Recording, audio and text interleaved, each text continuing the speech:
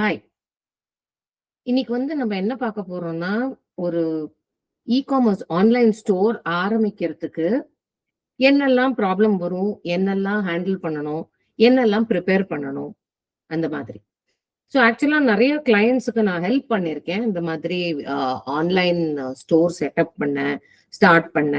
So இந்த help பண்றதுல அவங்களுக்கு அ நெறைய இன்ஃபர்மேஷன் ஆன்லைன் கிடைக்கும். இன்ஃபேக்ட் ரொம்ப ஓவர் இன்ஃபர்மேஷனா இருக்கும். எதை யூஸ் பண்றது, எதை எடுத்துக்கிறது, எது போதும் நம்மளுக்கு, எப்படி மினிமலா ஸ்டார்ட் பண்றது, என்னெல்லாம் நம்ம ப்ரிப்பரேஷன் பண்ணணும், இந்த கன்ஃபியூஷன்லாம் அவங்களுக்கு வரும். ஸோ அத நான் இப்போ உங்ககிட்ட இங்க பிரசன்ட் பண்ண போறேன். ஸோ என்னெல்லாம் நம்ம டிஸ்கஸ் பண்ண போறோம். ஸோ ஒரு ஸ்டோர் செட்டப்புக்கு என்னெல்லாம் தேவை, அப்புறம் என்னெல்லாம் காஸ்ட்ஸ் இன்வால்வ். இப்ப நீங்க ஆன்லைன் ஸ்டோர் ஆரம்பிக்க போறீங்கன்னா அதுல சில காசெல்லாம் செலவாகும். ஸோ எங்கெல்லாம் செலவாகும்னு நான் சொல்ல போறேன். அப்புறம் பேமெண்ட். அதுக்கப்புறம் பேமெண்ட் கேட்வேங்கிறது, நீங்க ஒரு பொருளை கஸ்டமர் வாங்கணும் அப்படின்னா அந்த கேட்வே யூஸ் பண்ணணும். அதுக்கு என்னெல்லாம் வேணும். அதே மாதிரி ஒரு பொருளை கொண்டு போய் சேர்க்கணும் அப்படின்னா அதுக்கு லாஜிஸ்டிக்ஸ் வேணும், டெலிவரி பண்றதுக்கு வேணும். அதுக்கு என்ன வேணும், அப்புறம் மித்த அதர் திங்ஸ் தட் ஒரு ஸ்டோருக்கு வேண்டியதையும் டிஸ்கஸ் பண்ணலாம். ஸோ என்னோட எக்ஸ்பீரியன்ஸ்ல, அதாவது நான் சின்ன சின்ன பிசினஸ் ஓனர்ஸ் இல்ல மீடியம் பிசினஸ் ஓனர்ஸ், ஒரு ஆன்லைன் ஸ்டோர் செட்டப் பண்ணக்கூடிய ஓனர்ஸோட இன்டராக்ட் பண்ணதுல அவங்க கிட்ட நிறைய கன்ஃபியூஷன்ஸ் வரும். இப்ப நான் ஸ்டார்ட் பண்ண போறேன், நடுவுல அந்த ஸ்டோர் மாட்டிக்கிச்சுன்னா என்ன பண்றது, எப்படி வெளியே வருது, என்ன பிளாட்ஃபார்ம் சூஸ் பண்றது. நிறைய பிளாட்ஃபார்ம் இருக்கு. விக்ஸ்னு ஒரு பிளாட்ஃபார்ம் இருக்கு, ஷாப்பிஃபைன்னு ஒரு பிளாட்ஃபார்ம் இருக்கு. எதை பேஸ் பண்ணி நான் பிளாட்ஃபார்ம் சூஸ் பண்றது, இதுக்கெல்லாம் எவ்வளவு பைசா ஆகும், இதெல்லாம் நானே பண்ண முடியுமா, இல்ல எப்ப பார்த்தாலும் ஒரு டெவலப்பரை கூட வச்சுக்கணுமா, இல்ல ஸ்டார்ட் பண்றதுக்கு டெவலப்பரை வச்சுக்கிட்டு அப்புறம் நானே சமாளிக்கலாமா, இந்த மாதிரி பல கேள்விகள் வரும். இந்த கேள்விகள்லாம் ரொம்ப நியாயமானது. இந்த பிரசன்டேஷன் மூலியமா இந்த கேள்விகளுக்கு என்னால பதில் சொல்ல முடியுமா நான் ட்ரை பண்ண போறேன். ஸோ நம்ம ப்ரொசீட் பண்ணலாம்.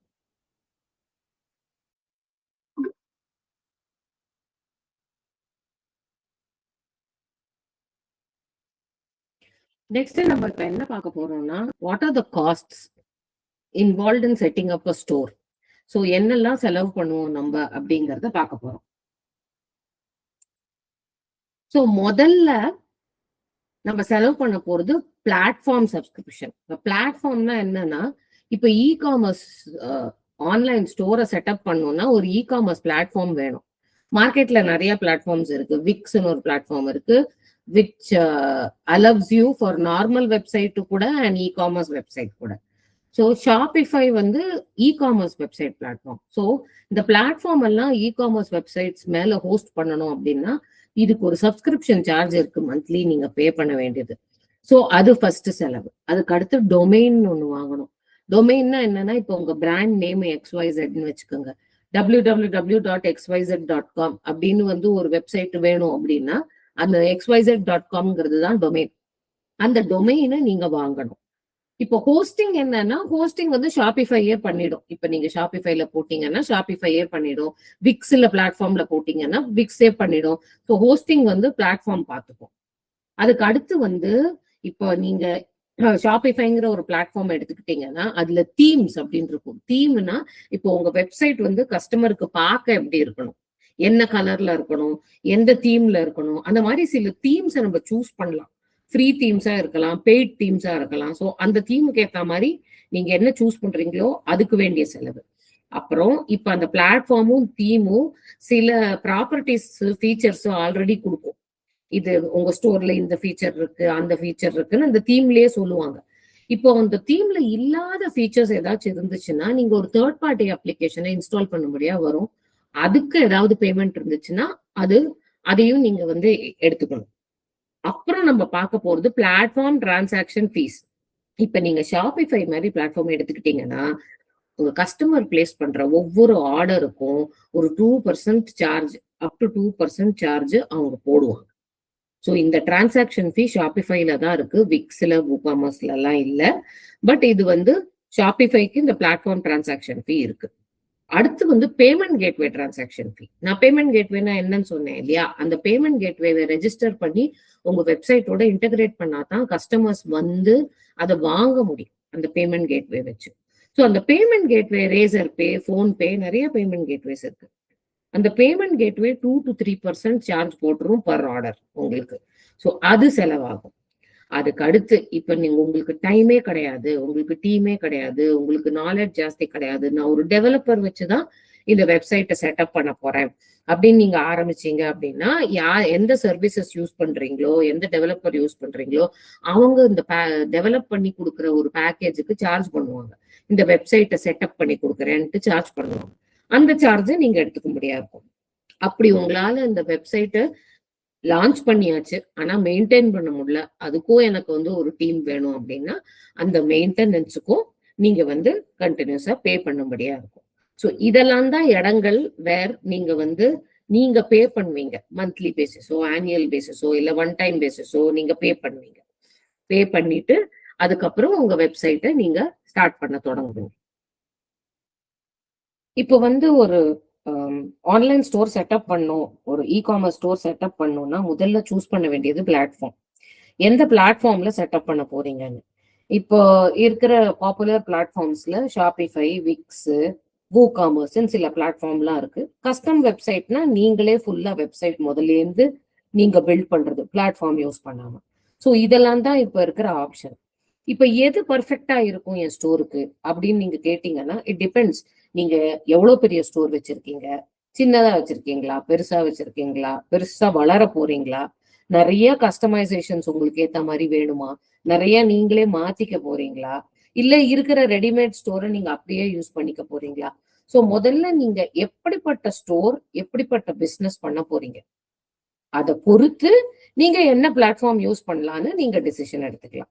இப்போ ஒரு பிளாட்ஃபார்ம் வந்து எல்லாத்துக்குமே செட் ஆகும் அப்படின்னு சொல்ல முடியாது. ஸோ நம்மளுக்கு என்ன வேணுமோ அதுக்கேத்த மாதிரி நம்ம வந்து செட் பண்ணிக்கலாம். இப்போ இங்க பாத்தீங்கன்னா இதெல்லாம் தான் இப்ப நம்ம கிட்ட பாப்புலரா இருக்கிற பிளாட்ஃபார்ம். இப்ப ஷாப்பிஃபைன்னு எடுத்துக்கிட்டீங்கன்னு வச்சுக்கோங்களேன். ஷாப்பிஃபை எப்படின்னா, இப்ப ஃபுல்லி ஃபர்னிஷ்டா ஒரு அபார்ட்மெண்ட் இருந்துச்சுன்னு வச்சுக்கோங்க, எல்லாம் செட் பண்ண அபார்ட்மெண்ட்.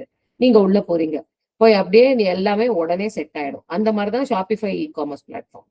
எல்லாமே இ-காமர்ஸ்க்கு வேண்டிய அத்தனை திங்ஸும் ஆல்ரெடி அந்த பிளாட்ஃபார்ம்ல ரெடிமேடா இருக்கும். ஒரு தீம் ரெடிமேடா இருக்கும், நீங்க சூஸ் பண்ணிக்கலாம். அப்புறம் நீங்க உங்க பேமெண்ட் கேட்வேவும், லாஜிஸ்டிக்ஸ், டொமைனு கனெக்ட் பண்ணியாச்சுன்னா வெப்சைட் ரெடி ஆயிடும். ப்ராடக்ட் எல்லாம் தூக்கி உள்ள போட்டீங்கன்னா அவ்வளவுதான், உங்க வெப்சைட் ரெடி. அந்த மாதிரி ரெடிமேட் பிளாட்ஃபார்ம், அது ரெடி டு யூஸ் அப்படிங்கிற மாதிரி. இப்போ விக்ஸும் ஷாப்பிஃபை மாதிரியே ஒரு ரெடிமேட் பிளாட்ஃபார்ம் தான், ஒரு பிளக் அண்ட் பிளே பிளாட்ஃபார்ம் தான். ஆனா விக்ஸ் என்னன்னா ஒரு ஸ்மாலர் ஸ்கேல்ல. அதாவது விக்ஸ் வந்து இப்போ நீங்க ஒரு சின்ன பிசினஸ் வச்சிருக்கீங்க, கம்மி ப்ராடக்ட்ஸ் தான் வச்சிருக்கீங்க, ரொம்ப ஜாஸ்தி எதுவும் மாத்த வேண்டாம், வெப்சைட்ல பெருசா ஒன்றும் கஸ்டமைஸ் எல்லாம் பண்ண வேண்டாம், சின்ன இது வச்சுக்கலாம் ஓட்டலாம் அப்படின்னா அது ஓகே. இப்போ நீங்க வளர போறீங்க, பெரிய பெரிய ப்ராடக்ட்ஸ் எல்லாம் வர போகுது, நிறைய ப்ராடக்ட் வர போகுதுன்னா விக்ஸ் ஸ்லோ ஆயிடும். ஸோ விக்ஸ் பிளாட்ஃபார்ம் வந்து ஒரு பெரிய ஸ்டோருக்கு வந்து யூஸ்ஃபுல் கிடையாது. அண்ட் விக்ஸ் வந்து வெறும் இ-காமர்ஸ்க்குனே பில்ட் பண்ண ஸ்டோர் கிடையாது ஷாப்பிஃபை மாதிரி. விக்ஸ்ல வந்து நார்மல் வெப்சைட்டும் நம்ம வந்து பில்டு பண்ணலாம், இ-காமர்ஸ் வெப்சைட்டும் பில்டு பண்ணலாம். ஸோ அந்த மாதிரியான பிளாட்ஃபார்ம் விக்ஸ். இப்போ WooCommerceங்கிறது எப்படின்னா, ஒரு எம்டி பிளாட்டுக்குள்ள நுழைஞ்சீங்கன்னா எப்படி இருக்கும், எதுவுமே செட் ஆயிருக்காது, நீங்க தான் செட் பண்ணணும். அதே மாதிரி WooCommerceல நீங்க தான் ஹோஸ்டிங் செட் பண்ணணும், நீங்க தான் வந்து எல்லாத்தையும் கஸ்டமைஸ் பண்ணணும், நீங்க தான் அதை பில்டு பண்ணணும். ஸோ நிறைய டெக்னிக்கல் மெயின்டெனன்ஸ் உள்ள கூடிய ஆளு, டீமு, டெவலப்பர் டீமு வேண்டி இருக்கும். செக்யூரிட்டி, அப்டேட்ஸ், இது எல்லாமே நீங்க தான் பண்ண முடியா இருக்கும். நிறைய பேர் வச்சு இந்த வேலையை பண்ண முடியா இருக்கும் உங்களுக்கு. ஸோ அப்படிப்பட்ட உங்களுக்கு வெப்சைட் வேணும் அப்படின்னா நீங்க WooCommerceல எடுத்துக்கலாம். கஸ்டம் வெப்சைட்னா நீங்களே நிலம் வாங்கி நீங்களே வீடு கட்ட மாதிரி. ஸோ இது எல்லாமே ஃப்ரம் ஸ்கிராச் ஆரம்பிக்கும். ஒரு பெரிய டீம் வேணும், இதுக்கு நிறைய டைம் ஆகும் செட்டப் பண்றதுக்கு, நிறைய ஸ்கில் வேணும், எஃபர்ட் வேணும், அண்ட் நிறைய காசும் செலவாகும். ஸோ நீங்க எப்படிப்பட்ட வெப்சைட் செட்டப் பண்ண போறீங்க, எப்படிப்பட்ட பிராண்ட், நீங்க எந்த மாதிரியான உங்களுக்கு எந்த ஸ்கேல்ல வேணுங்கிறத பொறுத்து நீங்க அதுக்கேற்ற மாதிரி உங்களுக்கு பிளாட்ஃபார்ம் சூஸ் பண்ணிக்கலாம். ஸோ இதுதான் பாப்புலரா இருக்கிற பிளாட்ஃபார்ம். இந்த மாதிரி கிரைட்டீரியால தான் நீங்க வந்து எந்த பிளாட்ஃபார்ம் வேணும் சூஸ் பண்ணிக்கலாம். இப்போ ஒரு சின்ன காஸ்ட் அனாலிசிஸ், இந்த பிளாட்ஃபார்ம் பொறுத்த மட்டும் எத்தனை செலவாகும், சப்ஸ்கிரிப்ஷனுக்கு எத்தனை செலவாகும், ஹோஸ்டிங்க்கு, இப்ப நீங்க டீம்ஸ் வச்சீங்கன்னா எவ்வளோ, நான் சொன்னேன் இல்லையா எங்கெங்கெல்லாம் உங்களுக்கு செலவாகும் ஒரு ஆன்லைன் ஸ்டோர் செட்டப் பண்ணுங்கிறது, platform subscription, hosting, theme, apps, transaction fees, payment gateway transaction fee, ஆள் வேண்டாமா, டெவலப்பர் மெயின்டெனன்ஸ்க்கு வேணுமா வேண்டாமா, அதன் பொறுத்து இதெல்லாம் தான் டிஃப்ரெண்ட் செலவு உங்களுக்கு லெஃப்ட் சைட்ல இருக்கிறது காஸ்ட் காம்பனன்ட். அதுக்கு ஏத்த மாதிரி இந்த 4 பிளாட்ஃபார்மும் எங்க இருக்கு அப்படிங்கிற ஒரு ஐடியா கொடுக்கறதுக்காக உங்களுக்கு இந்த டேபிள் கொடுத்துருக்கேன். அந்த டேபிள்ல அந்த டிஃப்ரெண்ட் வேல்யூஸ், நீங்க செலவு பண்ண போற வேல்யூஸ் இங்க இருக்கு. இதுக்கேத்த மாதிரியும் நீங்க சூஸ் பண்ணிக்கலாம் என்ன பிளாட்ஃபார்ம் செட் ஆகும். அடுத்து நம்ம பார்க்க போறது என்னன்னா, ஒரு ஸ்டோர் செட்டப் பண்றதுக்கு முன்னாடி என்னெல்லாம் ப்ரிப்பரேஷன் பண்ணணும், எதெல்லாம் நம்மளுக்கு வேணும் அப்படிங்கறத பார்க்க போறோம். இப்ப ஃபர்ஸ்ட் வந்து பிசினஸ் வயபிலிட்டி அப்படிம்பாங்க. அதாவது நீங்க ஒரு பிசினஸ் ஆரம்பிக்க போறீங்க, ஆன்லைன் பிசினஸ் ஆரம்பிக்க போறீங்க, ஸ்டோரை ஸ்டார்ட் பண்ண போறீங்க அப்படின்னா என்ன ப்ராடக்ட் விற்க போறீங்க. ஓகேங்களா? நிறைய கால்ஸ் வருது எங்கிட்ட கிளையன்ஸ் கிட்ட இருந்து, இந்த மாதிரி நாங்க ஸ்டார்ட் பண்ணணும்னு நினைக்கிறோம் ஆனா என்ன வச்சு ஆரம்பிக்கிறதுன்னு தெரியல. ஸோ நீங்க என்ன பார்க்கணும்னா மார்க்கெட்ல இப்போ எது போகுது, நீங்க ரிசர்ச் பண்ணணும், மார்க்கெட் ரிசர்ச் பண்ணணும். இப்போ என்னெல்லாம் ப்ராடக்ட்ஸ் வந்து வித்து போறது, எது பண்ணா லாபமா இருக்கும், இது பண்ணலாமா, இது சஸ்டெயின் ஆகுமா அப்படிங்கிற டிசிஷன்ஸ் எல்லாம் நீங்க வந்து உங்க டீமோடையோ இல்ல உங்க ஃபேமிலியோடையோ இல்ல யார் கூட ஸ்டார்ட் பண்றீங்களோ இல்ல நீங்களே ஸ்டார்ட் பண்றீங்கன்னாலும் இந்த ரிசர்ச் வந்து ஃபர்ஸ்ட் பண்ணிடணும். அப்புறம் தான் நம்ம இந்த ப்ராடக்ட் சோர்ஸ் பண்ணி அப்புறம் அதை விற்க ட்ரை பண்ணி அதெல்லாம் பண்ண முடியும். ஸோ முதல் வேலை உங்க பிசினஸ் வந்து எப்படிப்பட்ட பிசினஸ், எங்க போகணும் அப்படிங்கறத நீங்க வந்து பிளான் பண்ணணும். அதுக்கு அடுத்து இப்ப நீங்க பிசினஸ் ஸ்டார்ட் பண்ண போறீங்க அப்படின்னா உங்க பிசினஸ் உடைய பேர் வேணும். ஏன்னா அந்த பேர் வச்சுதான் நம்ம எதுவா இருந்தாலும் கூப்பிடுவோம், பண்ணுவோம், எல்லாம் பண்ணுவோம். அப்புறம் நான் சொன்ன மாதிரி டொமைன்னா உங்க பிசினஸ் பேரை வச்சு www.xyz.com அப்படின்னு நீங்க அந்த xyz.com எடுக்கிறீங்க இல்லையா, அத வந்து நீங்க வந்து டொமைன் வாங்கணும். அதுக்கப்புறம் லோகோ. இப்போ உங்க பிசினஸ் பேரை பார்த்த உடனே ஒரு லோகோ இருக்கணும். அந்த அந்த சைனை பார்த்த உடனே அந்த பிக்சரை பார்த்த உடனே அது உங்க பிசினஸ் உங்க பிராண்டுன்னு தெரியணும். அப்புறம் நீங்க வந்து உங்க பிசினஸ் ஒரு ஜிஎஸ்டி என்டிட்டியா, பிசினஸ் என்டிட்டியா நீங்க ரெஜிஸ்டர் பண்ண போறீங்க ஜிஎஸ்டி பெனிஃபிட்ஸோட அப்படின்னா அப்ப நீங்க ஜிஎஸ்டி நம்பர் எடுத்தாலும். இல்ல நீங்க இண்டிவிஜுவல் ப்ரொப்ரேட்டரா அந்த பிசினஸ் நீங்க பண்றீங்க அப்படின்னா you can start without GST. GST இல்லாம நீங்க ஸ்டார்ட் பண்ணிட்டு அப்புறமேட்டு கூட நீங்க ஜிஎஸ்டி வாங்கிக்கலாம். பட் உங்களுக்கு இந்த ஜிஎஸ்டி டாக்ஸ் பெனிஃபிட்ஸ் எல்லாம் வேணும் அப்படின்னா நீங்க ஜிஎஸ்டி நம்பர் எடுக்க முடியாது. அப்புறம் உங்க ஆதார், பேனு இதெல்லாம் வேண்டி இருக்கும். உங்க பிசினஸ் பாலிசிஸ் அப்படின்னா நீங்க ஷிப்பிங் பண்றீங்க இல்லையா, அந்த ப்ராடக்ட டெலிவர் பண்றதுக்கு, இந்த ப்ராடக்ட கொண்டு போய் சேர்க்கறதுக்கு அந்த பாலிசி என்ன, ரிட்டர்ன் பாலிசி என்ன, ரீஃபண்ட் பாலிசி என்ன, பிரைவசி பாலிசி என்ன. ஸோ இந்த பாலிசிஸ் எல்லாம் நீங்க டிசைட் பண்ணணும். உங்க வெப்சைட்டுக்கு நீங்க எந்த வெப்சைட்ல போய் பார்த்தாலும் இந்த பாலிசிஸ் எல்லாம் கீழே இருக்கும். ஸோ இதை நீங்க டிசைன் பண்ணணும். அதுக்கப்புறம் கம்ப்ளையன்ஸ் சர்டிபிகேட்னா என்னன்னா, இப்ப நீங்க சாப்பாடு விற்க போறீங்க இல்ல வேற ஏதாவது பொருள் விற்க போறீங்க, அதுக்கு வந்து சர்டிபிகேட் வேணும். அந்த கவர்மெண்ட் கிட்ட இருந்து அந்த FSSAI அப்படிம்பாங்க, ஃபுட் சேஃப்டி அத்தாரிட்டியோட சர்டிபிகேஷன், சாப்பாடு விற்கணும்னா அதெல்லாம் உங்க ப்ராடக்ட்டுக்கு வேணுமாங்கிறத பார்க்கணும். வேணும்னா நீங்க அதுக்கேற்ற மாதிரி சர்டிபிகேஷன்ஸ் வாங்கணும். அப்புறம் ஒரு பேமெண்ட் கேட்வே ரெஜிஸ்டர் பண்ணணும். பேமெண்ட் கேட்வே வந்து போன்பே, ரேசர் பே நிறைய இருக்கு. அவங்களோட வெப்சைட்ல போய் ஆன்லைனாவே நீங்க ரெஜிஸ்டர் பண்ணிக்கலாம். அதுக்கு அவங்க நிறைய விஷயங்கள் கேட்பாங்க, உங்க டீடைல்ஸ் கேட்பாங்க, உங்க Aadhaar, PAN, business bank account, business KYC பண்ணுவாங்க. அதை வச்சு நீங்க பேமெண்ட் கேட்வே ரெஜிஸ்ட்ரேஷன் பண்ணிக்கலாம். லாஜிஸ்டிக்ஸும் அதே மாதிரி தான். இப்ப ஷிப் ராக்கெட் அப்படின்னு ஒண்ணு இருக்கு. அது வந்து எல்லா குரியர்ஸையும் அக்ரிகேட் பண்ணி ஒரு இடத்துல கொடுக்கும். அந்த ஷிப் ராக்கெட் வந்து லாஜிஸ்டிக்ஸ் வந்து நீங்க போய் ரெஜிஸ்டர் பண்ணிக்கலாம், அதுவுமே ஆன்லைன் ரெஜிஸ்டர் பண்ணிக்கலாம். ஸோ நீங்க ஸ்டோர் ஆரம்பிக்கிறதுக்கு முன்னாடி இதெல்லாம் ரெடி பண்ணி வச்சுக்கணும். அப்புறம் தான் நீங்க இந்த ஆன்லைன் ஸ்டோர் ஆரம்பிக்கணும். ஆன்லைன் ஸ்டோர் ஆரம்பிக்கிறச்சே தான் நான் சொன்னேன், பிளாட்ஃபார்ம் டிசைட் பண்ணணும், அப்புறம் தீம் டிசைட் பண்ணணும், வெப்சைட்டுக்குள்ள என்ன போகணுங்கிற கண்டென்ட் நீங்க டிசைட் பண்ணணும். அப்புறம் நீங்க ப்ராடக்ட் விற்க போறீங்க இல்லையா, அந்த ப்ராடக்டோட இமேஜ், அந்த ப்ராடக்டை என்ன காசுக்கு விற்க போறீங்க, அதோட பிரைசிங், ப்ராடக்டோட இன்ஃபர்மேஷன், டீடைல்ஸ், ஏன்னா இதெல்லாம் தான் நான் வெப்சைட்ல அப்லோட் பண்ணணும் நாங்க. ஸோ அதெல்லாம் வந்து நீங்க வந்து முன்னாடியே நீங்க வந்து அதை பிளான் பண்ணி வச்சுக்கணும். அதுக்கப்புறம் நீங்க வந்து வெப்சைட் டெவலப் பண்றதுக்கு ரெடி ஆயிடும். நம்ம இப்போ ஒரு ஆன்லைன் ஸ்டோர் வந்து செட்டப் பண்றோம்னு வச்சுக்கோங்க. இப்போ கஸ்டமர்ஸ் அந்த ஸ்டோருக்கு வந்து அந்த பொருளை வாங்கணும் இல்லையா? அந்த வாங்குறதுக்கு நம்ம வந்து இப்போ நீங்க எத்தனையோ வெப்சைட்ல போயிட்டு கடைசியில யூபிஐ வழியாவோ இல்ல கிரெடிட் கார்டு வழியாவோ இல்ல டெபிட் கார்டு வழியாவோ பே பண்றீங்க. அதோட அந்த பே பண்ற விஷயம் பேரு கேட்வே, பேமெண்ட் கேட்வேன்னு பேரு.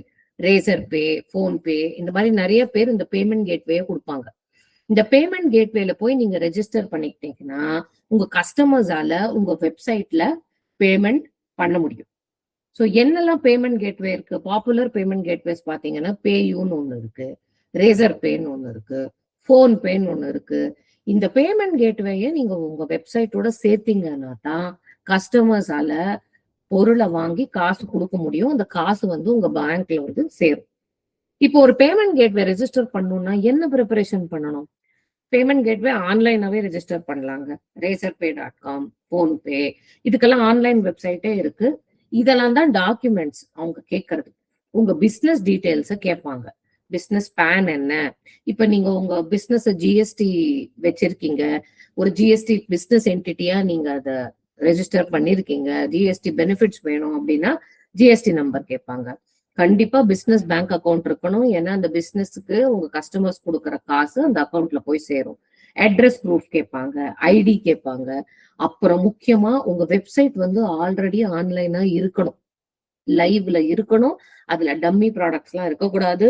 லெஜிட்டிமேட் ப்ராடக்ட்ஸ் கரெக்டா நீங்க சேல் பண்ணணும், அங்க டிஸ்பிளே பண்ணணும். அதே மாதிரி உங்க privacy policy, terms and conditions policy, வெப்சைட்ல பாத்தீங்கன்னா அடியில பாலிசிஸ் எல்லாம் யூஸ் பண்ணிருப்பாங்க, அதெல்லாம் இருக்கணும். பிசினஸ் பிராண்டிங் இருக்கணும். சம்டைம்ஸ் சில பேர் அதை கேன்சல்டு செக் வந்து கேட்பாங்க அக்கௌண்ட் ப்ரூஃப்காக. ஸோ இதெல்லாம் நீங்க ப்ரிப்பேர் பண்ணி வச்சுக்கிட்டீங்கன்னா அவங்க கிட்ட ரெஜிஸ்டர் பண்ணும்போது இந்த டாக்குமெண்ட்ஸ் எல்லாம் வச்சு ரெஜிஸ்டர் பண்ணிட்டீங்கன்னா வெப்சைட் லைவ் ஆயிடுச்சுன்னா உடனே அப்ரூவ் பண்ணிடுவாங்க.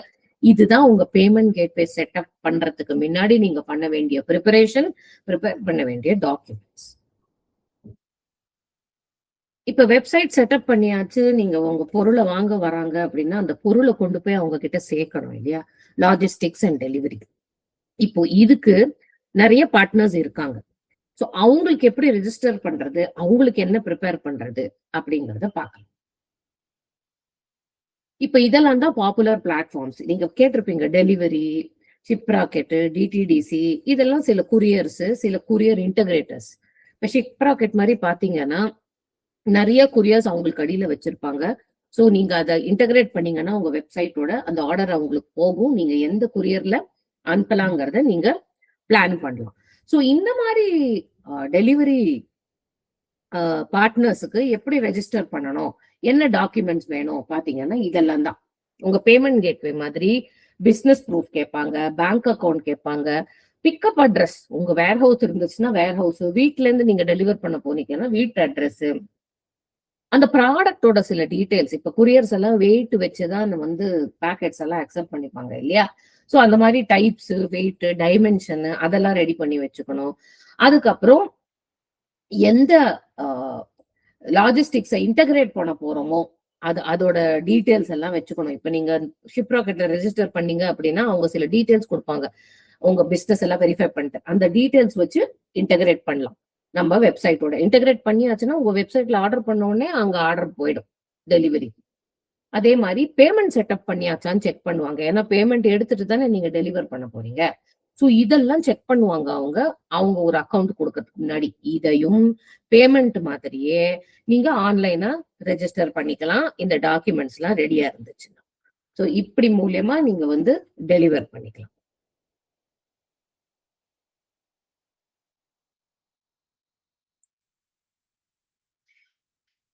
இப்போ செட்டப் பண்ற காஸ்ட் எல்லாம் வந்து ஒரு பக்கம் இருந்தா இந்த ஷிப்பிங் காஸ்ட்னு ஒண்ணு இருக்குங்க பாத்தீங்களா? இந்த டெலிவரி கொரியருக்கு கொடுக்க வேண்டிய காசு. இந்த காசை வந்து ஒண்ணு நீங்களே அப்சர்வ் பண்ணிக்கலாம், இல்ல நான் ரொம்ப சின்ன பிசினஸ் எனக்கு கஸ்டமர் வந்து இந்த ஷிப்பிங் காஸ்ட் கொடுக்கணும் அப்படின்னா நீங்க பண்ண போற வெப்சைட் பிளாட்ஃபார்ம்ல என்ன மாதிரியான ஷிப்பிங் காஸ்ட்ஸை இன்க்ளூட் பண்ணலாம் அப்படின்னு வந்து நீங்க பார்க்கலாம். இப்ப சில பேர் ஃப்ரீ ஷிப்பிங்கே கொடுப்பாங்க, இப்ப சில பேர் பிளாட் ஷிப்பிங் ரேட் கொடுப்பாங்க. இத்தனை விலையில இருந்து இத்தனை விலை, இல்ல இத்தனை வெயிட்ல இருந்து இத்தனை வெயிட் இருந்துச்சுன்னா ஃப்ரீயா கொடுங்க. இதை மீறி போச்சுன்னா இதை விட கம்மியா போச்சுன்னா 100 ரூபாய் ஷிப்பிங் சார்ஜ் போடுங்க. இதை மீறி போச்சுன்னா வேற மாதிரியான ஆஃபர் கொடுங்க. இந்த மாதிரிலாம் நீங்க வந்து பேண்ட்ஸ் கிரியேட் பண்ணலாம் ஷிப்பிங்க்கு. ஓகேங்களா? சில டைம் வந்து டைனமிக்கா, அதாவது எந்த கொரியர் ஷிப் பண்றானோ அவன் மூலியமா அவன் சொல்ற ரேட்டை இன்டகிரேட் பண்ற மாதிரி பண்றதுக்கு சில பிளான்ஸ் இருக்கு. அதையும் நீங்க பண்ணலாம். அப்புறம் இல்லன்னா கண்டிஷனல் ஃப்ரீ ஷிப்பிங். ஒண்ணு மொத்தமா ஃப்ரீ ஷிப்பிங் குடுத்துடலாம். இல்ல நான் சொல்ற மாரி வெயிட்டுக்கு ஏத்த மாரி, பிரைஸுக்கு ஏத்த மாரி பேண்ட்ஸோ இல்ல ஃப்ரீ ஷிப்பிங்கோ நீங்க வந்து அரேஞ்ச் பண்ணி வைக்கலாம். ஸோ நீங்க எப்படி வேணுமோ உங்களோட ஷிப்பிங் ரேட்ஸை நீங்க டிஃபைன் பண்ணி அந்த காஸ்ட்டை ஒண்ணு கஸ்டமர் மேல போடலாம். இல்ல நீங்களே அப்சர்வ் பண்ணிக்கலாம். அது உங்க இஷ்டம். நீங்க எப்படி உங்க பிசினஸ் கண்டக்ட் பண்றீங்களோ அதுக்கேத்த மாரி.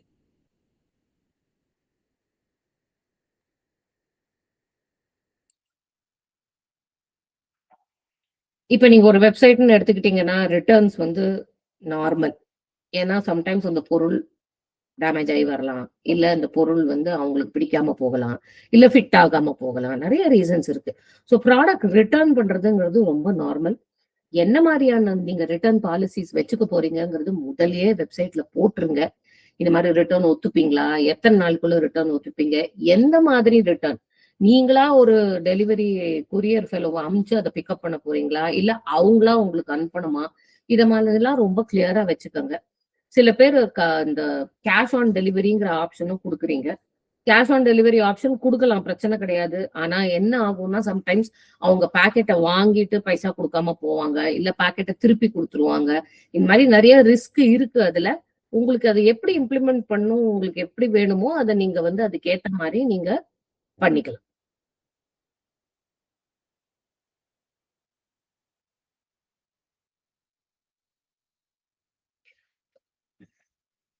கம்ப்ளையன்ஸ்.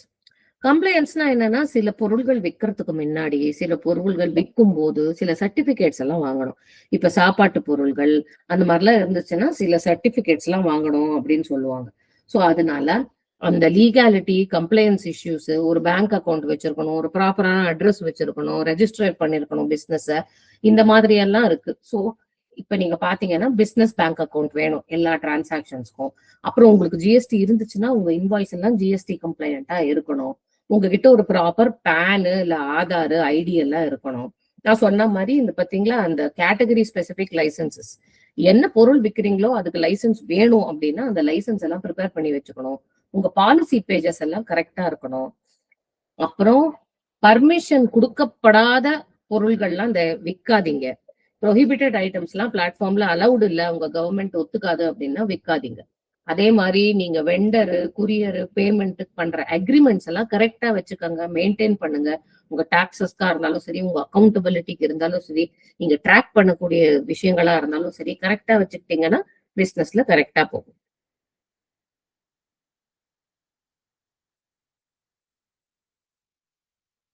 இப்ப நீங்க ஒரு வெப்சைட் செட்டப் பண்ணிட்டீங்க. உங்க ப்ராடக்ட்ஸ் எல்லாம் உள்ள போட்டுட்டீங்க. இப்ப உங்க கஸ்டமர்ஸ எப்படி இழுக்கறது? எத்தன பேர வெப்சைட்டுக்கு கொண்டு வருது? இதெல்லாம் நம்ம மார்க்கெட்டிங் வழியா பண்ணுவோம். ஸோ இப்ப வந்து என்னெல்லாம் வழி இருக்கு மார்க்கெட்டிங்க்கு அப்படின்னு நீங்க பாத்தீங்கன்னா, மெட்டா ஆட்ஸ். நீங்க வந்து Instagram, Facebookல ஆட்ஸ் போடலாம். போட்டா மக்கள வந்து உங்க வெப்சைட்க்கு கொண்டாரலாம். WhatsAppலயும் ஆட்ஸ் ரன் பண்ணலாம். இல்ல உங்களுக்கு தெரிஞ்ச கம்யூனிட்டீஸ்க்கு நீங்க WhatsApp மெசேஜஸ், ஆஃபர்ஸ் அப்படியெல்லாம் அனுப்பலாம். அப்புறம் அனாலிட்டிக்ஸ். ஸோ இப்போ நீங்க வந்து எத்தன பேர் ஆக்சுவலா என் வெப்சைட்டுக்கு வராங்க? எத்தன பேர் வாங்குறாங்க? அந்த மாரிலாம் அனாலிட்டிக்ஸ் நீங்க இன்டகிரேட் பண்ணிக்கிட்டீங்கன்னா வெப்சைட்ல உங்க பெர்ஃபார்மன்ஸ் தெரியும். அப்ப எந்த பொருள் போகுது? எந்த பொருள் வந்து போகல? எப்படி இருக்கு டிமாண்ட்? எப்படி இருக்கு சப்ளை? இதெல்லாம் நீங்க அனலைஸ் பண்ணலாம். எஸ்சிஓ அப்படிங்கிறது இப்ப கூகுள்ல சர்ச் பண்ணா உங்க வெப்சைட் எங்க வருது? அப்படிங்கிற டீட்டெயில்ஸ் எல்லாம் குடுத்து, நீங்க கீவேர்ட்ஸ் எல்லாம் குடுத்து அத ஸ்ட்ராங் படுத்தலாம். Email automation. இப்போ உங்களோட ஃபேவரட் கஸ்டமர்ஸ்க்கெல்லாம் வந்து நீங்க இமெயில் அனுப்பலாம். இந்த மாரி நான் இந்த ஃபெஸ்டிவல்க்கு இந்த ஆஃபர் வச்சிருக்கேன். அதே மாரி சில பேர் வந்து உங்க பொருள வந்து செக் அவுட் வரைக்கும் வச்சுக்கிட்டு வாங்காம அப்படியே கார்ட்ட அபேண்டன் பண்ணிட்டு போயிடுவாங்க. அந்த கார்ட் அபேண்டன் பண்ண கஸ்டமர்ஸ் எல்லாம் புடிச்சு, நீங்க வந்து உங்க கார்ட்ல வந்து இது விட்டுருக்கீங்க. இதுல இவ்ளோ ஆஃபர் இருக்கு. நீங்க கம்ப்ளீட் பண்ணிக்கங்கன்னு ஒரு இமெயில் அனுப்பலாம். This way you can attract customers. அப்புறம் சோசியல் மீடியா. இப்ப நீங்க பெய்டா ஆட்ஸ் பண்ண வேண்டாம் அப்படின்னா, உங்க Instagramலயும், Facebookலயும் போஸ்ட் போட்டு மக்கள் கிட்ட உங்கள இன்ட்ரோடியூஸ் பண்ணி, உங்க ப்ராடக்ட்ஸ் எல்லாம் இன்ட்ரோடியூஸ் பண்ணி, அப்படியும் கஸ்டமர்ஸ வரவழைக்கலாம். சோ இதெல்லாம் வழி கஸ்டமர்ஸ வரவழைக்கிறதுக்கு, இல்ல உங்க வெப்சைட்ட வந்து பார்க்கறதுக்கு, உங்க பிராண்ட இன்ட்ரோடியூஸ் பண்றதுக்கு, சோ ஆன்.